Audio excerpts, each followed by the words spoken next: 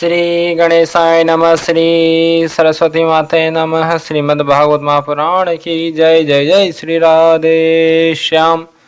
श्रीमद्भागवत महापुराण प्रथम खंड चतुर्थ स्कंद 29वां अध्याय पुरंजनो उपाख्यान का तात्पर्य। राजा प्राचीन बरही ने कहा, भगवान मेरी समझ में आपके वचनों का अभिप्राय पूरा नहीं आ रहा।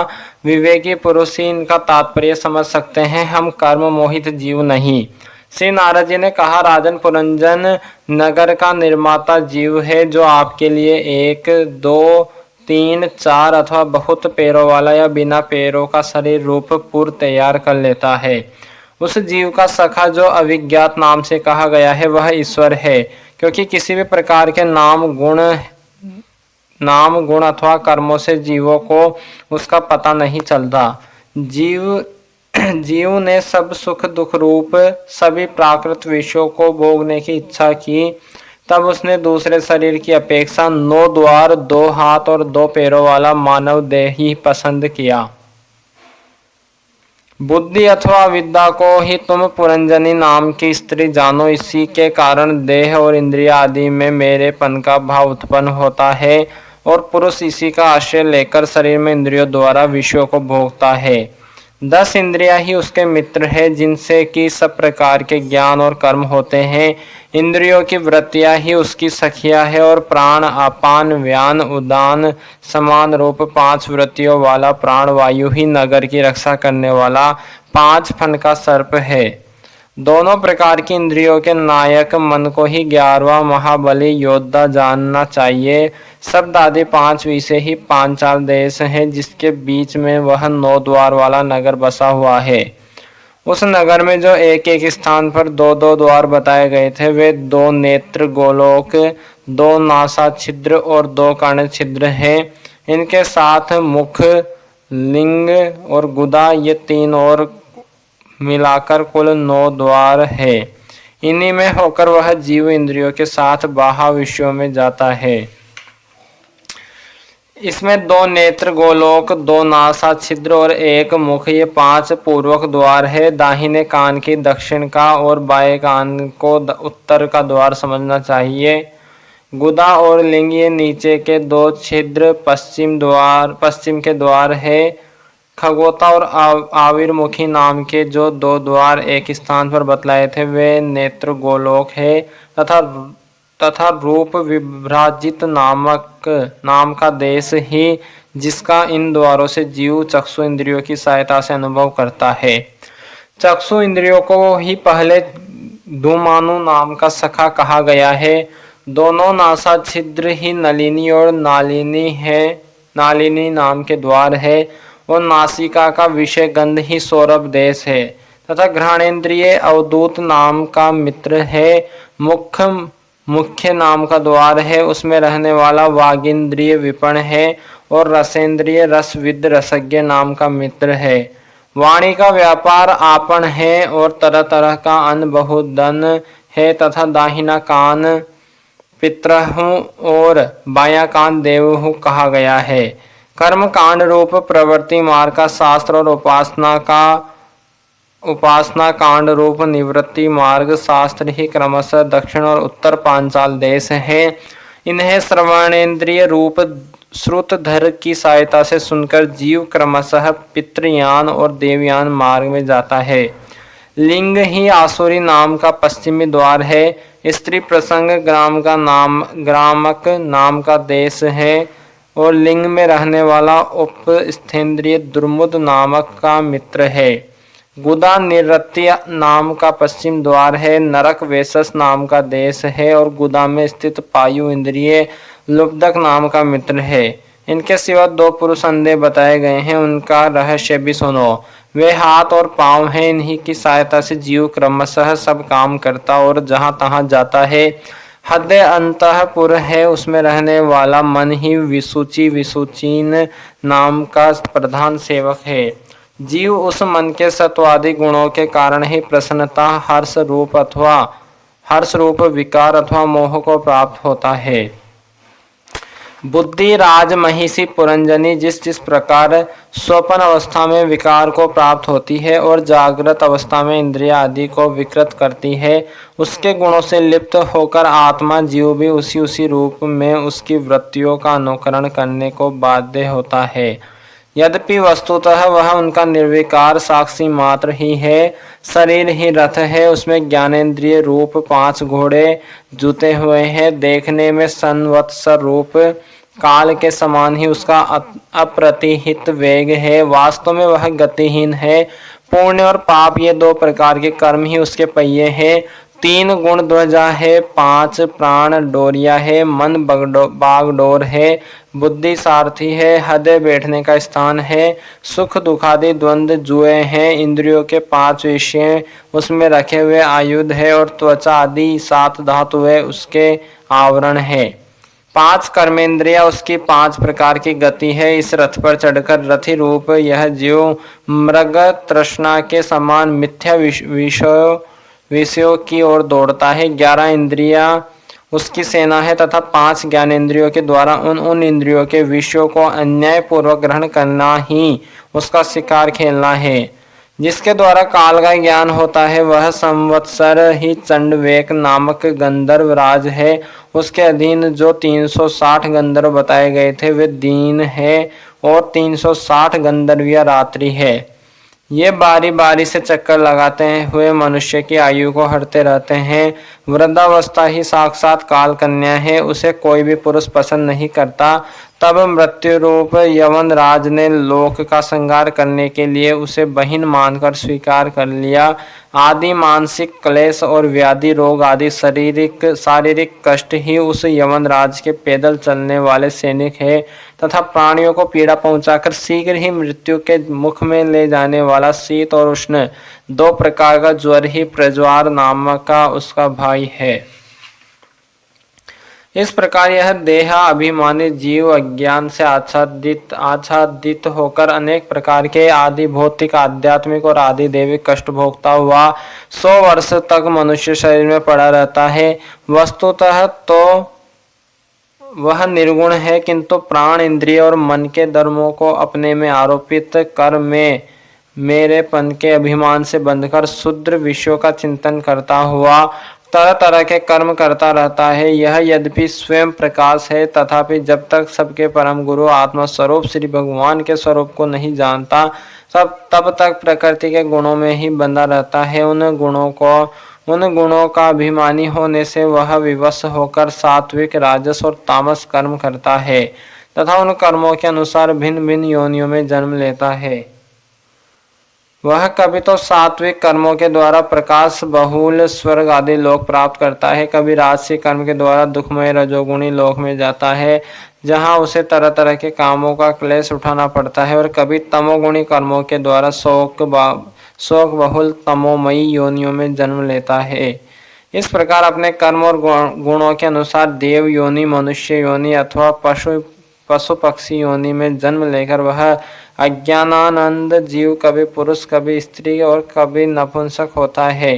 जिस प्रकार बेचारा भूख से व्याकुल कुत्ता दर दर भटकता हुआ अपने प्रारब्ध अनुसार कहीं डंडा खाता है और कहीं भात खाता है, उसी प्रकार यह जीव चित्त में नाना प्रकार की वासनाओं को लेकर ऊंचे नीचे मार्ग से ऊपर नीचे अथवा मध्य के लोकों में भटकता हुआ अपने कर्मानुसार सुख दुख भोगता रहता है। आदि दैविक, आदि भौतिक और आध्यात्मिक इन 3 प्रकार के दुखों में से किसी भी एक से जीव का सर्वथा छुटकारा नहीं हो सकता। यदि कभी वैसा जान पड़ता है तो वह केवल तात्कालिक निवृत्ति ही है। वह ऐसी ही है जैसे कोई सिर पर भारी बोझा ढोकर ले जाने वाला पुरुष उसे कंधे पर रख ले। इसी तरह सब प्रतिक्रिया दुख निवृत्ति जाननी चाहिए। यदि किसी उपाय से मनुष्य एक प्रकार के दुख से छूट ही पाता है तो दूसरा दुख आकर उसके सिर पर सवार हो जाता है। शुद्ध हृदय नरेंद्र, जिस प्रकार स्वप्न में होने वाला स्वापांतर उस स्वप्न से सर्वथा छूटने का उपाय नहीं है, उसी प्रकार कर्मफल भोग से सर्वथा छूटने का उपाय केवल कर्म नहीं हो सकता। क्योंकि कर्म और कर्मफल भोग दोनों ही अविद्या युक्त होते हैं। जिस प्रकार स्वप्न अवस्था में अपने मनोमय लिंग शरीर से विचरने वाले प्राणी को स्वप्न के पदार्थ न होने पर भी भासते हैं, उसी प्रकार ये दृश्य पदार्थ वस्तुतः न होने पर भी जब तक अज्ञान निद्रा नहीं टूटती बने ही रहते हैं और जीव को जन्म मरण रूप संसार से मुक्ति नहीं मिलती। अतः इनके आत्यंतिक निवृत्ति का उपाय एकमात्र आत्मज्ञान ही है। राजन, जिस अविद्या के कारण परमार्थ स्वरूप आत्मा को यह जन्म मरण रूप अनर्थ परंपरा प्राप्त हुई है, उसकी निवृत्ति गुरु स्वरूप श्रीहरि में सुदृढ़ भक्ति होने पर ही हो सकती है। भगवान वासुदेव में एकाग्रता पूर्वक सम्यक प्रकार से किया हुआ भक्तिभाव ज्ञान और वैराग्य का आविर्भाव कर देता है। राजऋषि यह भक्तिभाव भगवान की कथाओं के आश्रित रहता है, इसलिए जो श्रद्धा पूर्वक उन्हें प्रतिदिन सुनता या पढ़ता है उसे बहुत शीघ्र इसकी प्राप्ति हो जाती है। राजन, जहाँ भगवत गुणों को कहने और सुनने में तत्पर विशुद्ध चित्त भक्तजन रहते हैं, उस साधु समाज में सब और महापुरुषों के मुख से निकले हुए श्री मधुसूदन भगवान के चरित्र रूप शुद्ध अमृत की अनेकों नदियां बहती रहती है। जो लोग अतृप्त चित्त से श्रवण में तत्पर अपने कर्ण कुहरों द्वारा उस अमृत का छक कर पान करते हैं, उन्हें भूख प्यास भय शोक और मोह आदि कुछ भी बाधा नहीं पहुंचा सकते। हाय, स्वभावतः प्राप्त होने वाले इन सुधा पिपासा आदि विघ्नों से सदा घिरा हुआ जीव समुदाय श्री हरि के कथामृत सिंधु से प्रेम नहीं करता। साक्षात प्रजापतियों के पति ब्रह्मा जी, भगवान शंकर, स्वयंभू मनु, दक्ष आदि प्रजापति गण, सनकादि नेष्टिक, ब्रह्मचारी, मरीचि, अत्रि, अंगिरा, पुलस्त्य, पुलह, क्रतु, भृगु, वशिष्ठ और मैं, ये जितने ब्रह्मावादी मुनिगण है, समस्त वाणमय के अधिपति होने पर भी तप उपासना और समाधि के द्वारा ढूंढ कर हार गए, फिर भी उस सर्वसाक्षी परमेश्वर को आज तक न देख सके। वेद भी अत्यंत विस्तृत है, उसका पार पाना हंसी खेल नहीं है। अनेकों महानुभाव उसकी आलोचना करके मंत्रों में बताए हुए वज्र, हस्त, तत्व आदि गुणों से युक्त इंद्रादि देवताओं के रूप में भिन्न भिन्न कर्मों के द्वारा यद्यपि उस परमात्मा का ही यजन करते हैं, तथापि उसके स्वरूप को वे भी नहीं जानते। हृदय में बार बार चिंतन किए जाने पर भगवान जिस समय जिस जीव पर कृपा करते हैं, उसी समय वह लौकिक व्यवहार एवं वैदिक कर्म मार्ग की बद्ध मूल आस्था से छुट्टी पा जाता है।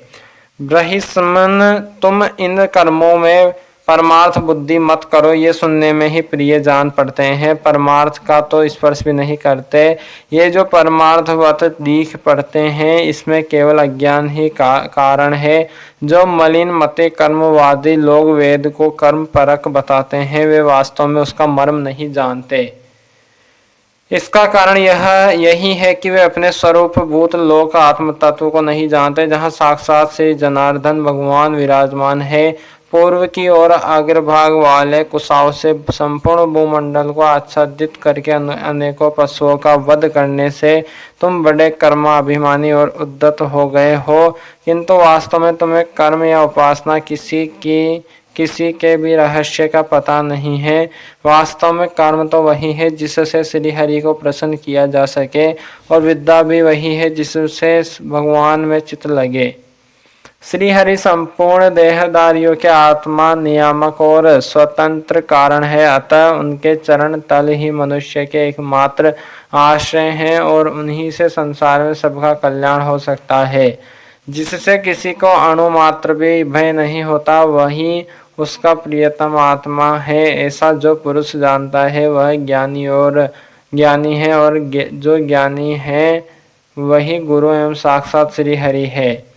श्री नारद जी कहते हैं, पुरुष श्रेष्ठ, यहाँ तक जो कुछ कहा गया है उससे तुम्हारे प्रश्न का उत्तर हो गया। अब मैं एक भली बात निश्चित किया हुआ गुप्त साधन बताता हूँ, ध्यान देकर सुनो। पुष्प वाटिका में अपने हरिणी के साथ विहार करता हुआ एक हरिण मस्त घूम रहा है। वह दूब आदि छोटे छोटे अंकुरों को चर रहा है। उसके कान बोरों के मधुर गुंजार में लग रहे हैं। उसके सामने ही दूसरे जीवों को मारकर अपना पेट पालने वाले भेड़िए ताक लगाए खड़े हैं और पीछे से शिकारी व्याध ने बींदने के लिए उस पर बाण छोड़ दिया है। परंतु हरिण इतना बेसुध है कि उसे इसका कुछ भी पता नहीं है। एक बार इस हरिणी की दशा पर विचार करो। राजन, इस रूपक का आशय सुनो। यह मृत प्राय हरिण तुम ही हो। तुम अपनी दशा पर विचार करो। पुष्पों की तरह ये स्त्रियां केवल देखने में सुंदर है। इन स्त्रियों के रहने का घर ही पुष्प वाटिका है। इसमें रहकर तुम पुष्पों के मधु और गंध के समान शुद्र सकाम कर्मों के फल रूप जीव और ज्ञान जनेंद्रियों को प्रिय लगने वाले भोजन तथा स्त्री संग आदि तुच्छ भोगों को ढूंढ रहे हो। स्त्रियों से गिरे रहते हो और अपने मन को तुमने उन्हीं में फंसा रखा है। स्त्री पुत्रों का मधुर भाषण है, बोरों का मधुर गुंजार है। तुम्हारे कान उसी में अत्यंत आसक्त हो रहे हैं। सामने ही बेड़ियों के झुंड के समान काल के अंश दिन रात और तुम्हारी आयु को हर रहे हैं, परंतु तुम उनकी कुछ भी परवाह न कर गृहस्थी के सुखों में मस्त हो रहे हो। तुम्हारे पीछे गुपचुप लगा हुआ शिकारी काल अपने छिपे हुए बाण से तुम्हारे हृदय को दूर से ही बींद डालना चाहता है। इस प्रकार अपने को मृग की सी स्थिति में देखकर तुम अपने चित्त को हृदय के भीतर निरुद्ध करो और नदी की भांति प्रवाहित होने वाली सर्वेंद्रिय की बाहावृत्ति को चित्त में स्थापित करो। जहाँ कामी पुरुषों की चर्चा होती रहती है, उसी गृहस्थ आश्रम को छोड़कर परमहंसों के आश्रय श्री हरि को प्रसन्न करो और क्रमशः सभी विषयों से विरत हो जाओ। राजा प्राचीन ब्रही ने कहा, भगवान, आपने कृपा करके मुझे जो उपदेश दिया उसे मैंने सुना और उस पर विशेष रूप से विचार भी किया। मुझे कर्म का उपदेश देने वाले इन आचार्यों को निश्चय ही इसका ज्ञान नहीं है। यदि ये इस विषय को जानते तो मुझे इसका उपदेश क्यों न करते। विप्रवर, मेरे उपाध्यायों ने आत्म तत्व के विषय में मेरे हृदय में जो महान संशय खड़ा कर दिया उसे आपने पूरी तरह से काट दिया। इस विषय में इंद्रियों की गति न होने के कारण मंत्र दृष्टा ऋषियों को भी मोह हो जाता है। वेदवादियों का कथन जगह जगह सुना जाता है कि पुरुष इस लोक में जिसके द्वारा कर्म करता है उस स्थूल शरीर को यही छोड़कर परलोक में कर्मों से ही बने हुए दूसरे देश से उनका फल भोगता है। किंतु यह बात कैसे हो सकती है, क्योंकि उन कर्मों का कर्ता स्थूल शरीर तो यही नष्ट हो जाता है। इसके सिवा जो कर्म यहाँ किए जाते हैं वे तो दूसरे ही क्षण में अदृश्य हो जाते हैं। वे परलोक में फल देने के लिए किस प्रकार पुनः प्रकट हो सकते हैं। श्री नारद जी ने कहा, राजन, स्थूल शरीर तो लिंग शरीर के अधीन है, अतः कर्मों का उत्तरदायित्व उसी पर है।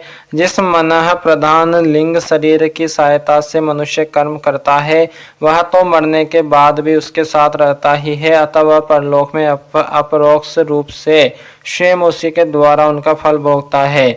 स्वप्न अवस्था में मनुष्य इस जीवित शरीर का अभिमान तो छोड़ देता है, किंतु इसी के समान अथवा इससे भिन्न प्रकार के पशु पक्षी आदि शरीरों से वह मन में संस्कार रूप से स्थित कर्मों का फल भोगता रहता है। इस मन के द्वारा जीव जिन स्त्री पुत्र आदि को ये मेरे हैं और देह आदि को यह मैं हूँ ऐसा कहकर मानता है, उनके किए हुए पाप पुण्य आदि रूप कर्मों को भी यह अपने ऊपर ले लेता है और उनके कारण इसे व्यर्थ ही फिर जन्म लेना पड़ता है। जिस प्रकार ज्ञानेंद्रिय और कर्मेंद्रिय दोनों की चेष्टाओं से उनके प्रेरक चित्त का अनुमान किया जाता है, उसी प्रकार चित्त की भिन्न भिन्न प्रकार की वृत्तियों से पूर्व जन्म के कर्मों का भी अनुमान होता है। अतः कर्म अदृष्ट रूप से फल देने के लिए कालांतर में मौजूद रहते हैं। कभी कभी देखा जाता है कि जिस वस्तु का इस शरीर से कभी अनुभव नहीं किया, जिसे जिसे न कभी देखा न सुना ही, उसका स्वप्न में वह जैसी होती है वैसा ही अनुभव हो जाता है। राजन, तुम निश्चय मानो कि लिंग देह के अभिमानी जीव को उसका अनुभव पूर्व जन्म में हो चुका है, क्योंकि जो वस्तु पहले अनुभव की हुई नहीं होती उसकी मन में वासना भी नहीं हो सकती। राजन, तुम्हारा कल्याण हो। मन ही मनुष्य के पूर्व रूपों को तथा भावी शरीर आदि को भी बता देता है, और जिनका भावी जन्म होने वाला नहीं होता उन तत्ववेत्ताओं की विदेह मुक्ति का पता भी उनके मन से ही लग जाता है। कभी कभी स्वप्न में देश काल अथवा क्रिया संबंधी ऐसी बातें भी देखी जाती है जो पहले कभी देखी या सुनी नहीं गई, जैसे पर्वत की चोटी पर समुद्र, दिन में तारे अथवा अपना सिर कटा दिखाई देना इत्यादि। इनके दिखने में निद्रा दोष को ही कारण मानना चाहिए। मन के सामने इंद्रियों से अनुभव होने योग्य पदार्थ ही भोग रूप में बार बार आते हैं और भोग समाप्त होने पर चले जाते हैं। ऐसा कोई पदार्थ नहीं आता जिसका इंद्रियों से अनुभव ही न हो सके। इसका कारण यही है कि सब जीव मन सहित है। साधारणतया तो सब पदार्थों का क्रमशः ही भान होता है, किंतु यदि किसी समय भगवत चिंतन में लगा हुआ मन विशुद्ध सत्व में स्थित हो जाए तो उसमें भगवान का संसर्ग होने से एक साथ समस्त विश्व का भी भान हो सकता है। जैसे राहु दृष्टि का विषय न होने पर भी प्रकाशात्मक चंद्रमा के संसर्ग से दिखने लगता है। राजन, जब तक गुणों का परिणाम एवं बुद्धि, मन, इंद्रिय और शब्द आदि इस विषयों का संगात यह अनाही लिंग देह बना हुआ है, तब तक जीव के अंदर स्थूल देह के प्रति मैं मेरा इस भाव का भाव नहीं हो सकता। सुसुप्ति, मूर्छा, अत्यंत दुख तथा मृत्यु और तीव्र ज्वर आदि के समय भी इंद्रियों की व्याकुलता के कारण मैं और मेरेपन की स्पष्ट प्रतीति नहीं होती, किंतु उस समय भी उनका अभिमान तो बना ही रहता है। जिस प्रकार अमावस्या की रात्रि में चंद्रमा रहते हुए भी दिखाई नहीं देता, उसी प्रकार युवा अवस्था में स्पष्ट प्रतीत होने वाला यह एकादश इंद्रिय विशिष्ट लिंग शरीर गर्भावस्था और बाल्यकाल में रहते हुए भी इंद्रियों का पूर्ण विकास न होने के कारण प्रतीत नहीं होता। जिस प्रकार स्वप्न में किसी वस्तु का अस्तित्व न होने पर भी जागे बिना स्वप्न जनित अनर्थ की निवृत्ति नहीं होती, उसी प्रकार सांसारिक वस्तुएं यद्यपि असम्मत है तो भी अविद्यावश जीव उनका चिंतन करता रहता है, इसलिए उसका जन्म मरण रूप संसार से छुटकारा नहीं हो पाता। छुटकारा नहीं हो पाता। इस प्रकार पंच तन मात्राओं से बना हुआ तथा 16 तत्वों के रूप में विकसित यह त्रिगुणमय संघात ही लिंग शरीर है। यही चेतना शक्ति से युक्त होकर जीव कहा जाता है। इसी के द्वारा पुरुष भिन्न भिन्न देहों को ग्रहण करता और त्यागता है तथा इसी से उसे हर्ष, शोक, भय, दुख और सुख आदि का अनुभव होता है। जिस प्रकार जोंक जब तक दूसरे तृण को नहीं पकड़ लेती तब तक पहले को नहीं छोड़ती, उसी प्रकार जीव मरण काल उपस्थित होने पर भी जब तक देहारंभक कर्मों की समाप्ति होने पर दूसरा शरीर प्राप्त नहीं कर लेता, तब तक पहले शरीर के अभिमान को नहीं छोड़ता। राजन, यह मन प्रधान लिंग शरीर ही जीव के जन्मादि कारण है। जीव जब इंद्रिय जनित भोगों का चिंतन करते हुए बार बार उन्हीं के लिए कर्म करता है, तब उन कर्मों के होते रहने से अविद्यावश वह देह आदि के कर्मों में बन जाता है। अतएव उस कर्म बंधन से छुटकारा पाने के लिए संपूर्ण विश्व को भगवत रूप देखते हुए सब प्रकार हरि का भजन करो। उन्हीं से इस विश्व की उत्पत्ति और स्थिति होती है तथा उन्हीं में लय होता है। श्री मैत्रेय जी कहते हैं, विदुर जी, भक्त श्रेष्ठ श्री नारद जी ने राजा प्राचीन ब्रही को जीव और ईश्वर के स्वरूप का दिग्दर्शन कराया। फिर वे उनसे विदा लेकर सिद्ध लोक को चले गए। तब राजऋषि प्राचीन ब्रही भी प्रजा पालन का भार अपने पुत्रों को सौंपकर तपस्या करने के लिए कपिल आश्रम को चले गए। वहां उन वीरवर ने समस्त विषयों की आसक्ति छोड़ एकाग्र मन से भक्ति पूर्वक श्री हरि के चरण कमलों का चिंतन करते हुए सारूप्य पद प्राप्त किया। निष्पाप विदुर जी देवर्षि नारद के परोक्ष रूप से कहे हुए इस आत्मज्ञान को भी जो पुरुष सुनेगा या सुनाएगा वह शीघ्र ही लिंग देह के बंधन से छूट जाएगा।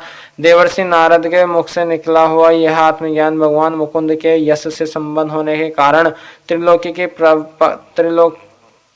को पवित्र करने वाला अंतःकरण का शोधक तथा परमात्म पद को प्रकाशित करने वाला है। जो पुरुष इसकी कथा सुनेगा वह समस्त बंधनों से मुक्त हो जाएगा और फिर उसे इस संसार चक्र में नहीं भटकना पड़ेगा। विदुर जी गृहस्थ आश्रमी पुरंजन के रूपक से परोक्ष रूप में कहा हुआ यह अद्भुत आत्मज्ञान मैंने गुरु जी की कृपा से प्राप्त किया था। इसका तात्पर्य समझ लेने से बुद्धि युक्त जीव का देहाभिमान निवृत्त हो जाता है तथा उसका परलोक में जीव किस प्रकार कर्मों का फल भोगता है यह संशय भी मिट जाता है। श्रीमद् भागवत महापुराण की जय। श्री सीताराम भगवान की जय। श्री राधे श्याम जी सरकार की जय। श्री हनुमान जी महाराज की जय। उमापति महादेव की जय। सतगुरुदेव भगवान की जय। अपने अपने माता पिता की जय। सभी विप्रन की जय। सभी संतन की जय। सभी पितरन की जय। सभी भूदेव ब्राह्मण की जय। गौ माता की जय।